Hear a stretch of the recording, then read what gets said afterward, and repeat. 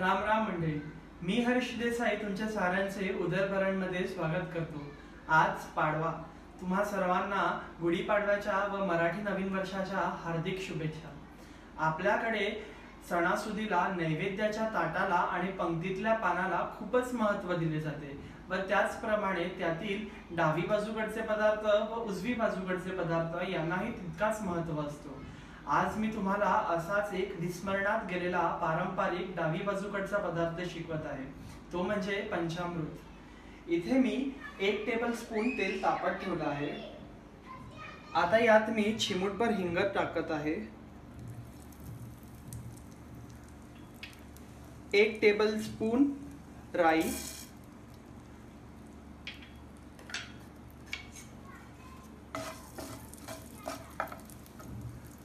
आता आपण यात 2 हिरव्या मिरच्या टाकत आहोत आणि एक 7-8 कढीपत्त्याची पानं।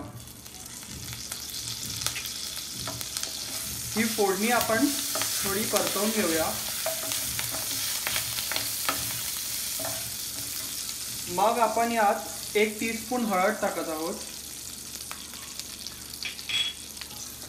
ते सुद्धा आपण थोडं परतवून घेऊया।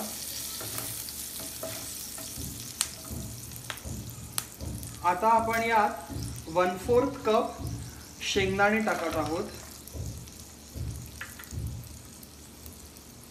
एक 7-8 काजू आणि 7-8 मनुका टाकत आहोत आणि हे आपल्याला थोडे परतवून घ्यायचे आहेत।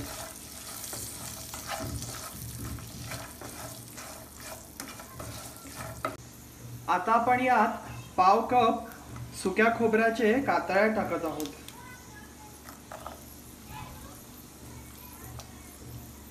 आणि ते आपण 1 मिनिटासाठी चांगले परतवून घेऊया। ह्याला फार परतवलं तर आपले खोबऱ्याच्या कातळ्या कडक होतील, म्हणून आपण त्याला 1 मिनिटासाठीच परतवून घेणार आहोत। आता आपण यात 1 वाटी चिंचेचा पातळ कोळ टाकत आहोत।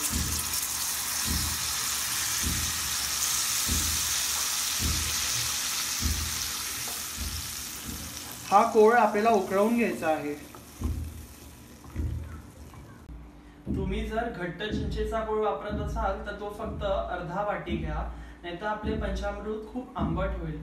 आता आपल्या पंचामृताला उकळ आली आहे आणि यात मी 1 वाटी गूळ टाकत आहे।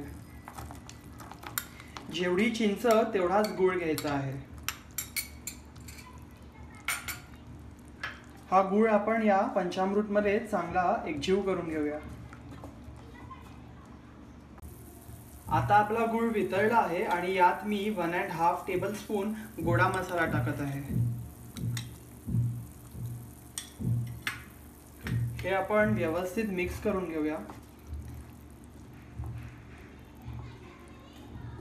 आणि एक चांगली उकळ येऊ द्या।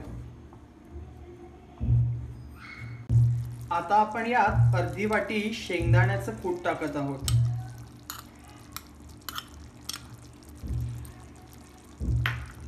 आणि 1/2 वाटी तिळाचं कूट टाकत आहोत।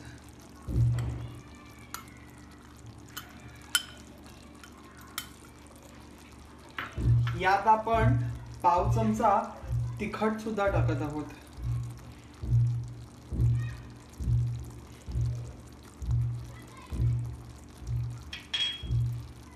हे सर्व व्यवस्थित मिक्स करून घेऊया।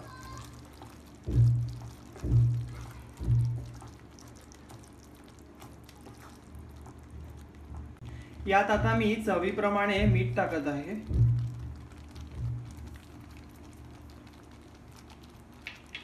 आणि 1/2 कप पाणी सुद्धा टाकत आहे। हे पंचामृत खूप पातळ नसते, हे जितकं थंड होते तितकं घट्ट होत जाते। आता आपण ह्याला एक चांगली उकळ आणत ठेवणार आहोत। आता आपले पंचामृत तयार झाले आहे आणि आपण त्याला सर्विंग बाउल मध्ये काढूया। आता आपले हे पंचामृत तयार झाले आहे। हे पंचामृत फ्रीज मध्ये 15 दिवसांसाठी राहते। काय मग, कशी वाटली आपली गुढीपाडवा स्पेशल रेसिपी? अशाच काही मराठमोळ्या पारंपरिक रेसिपीज पाहत राहण्यासाठी सबस्क्राइब करायला विसरू नका। फक्त उदरभरण।